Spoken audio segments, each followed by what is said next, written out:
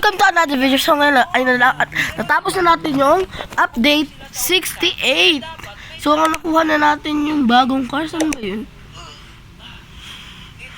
Or is... Hanggang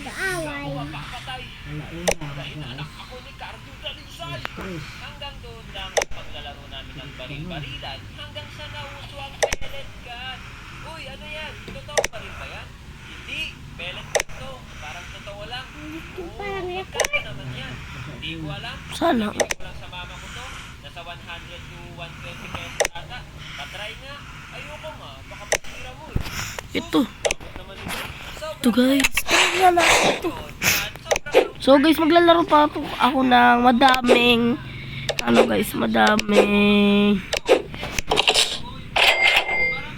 madaming guys. Mag-earn ako ng madaming coins, credits. Yeah, credits para full upgrade natin to.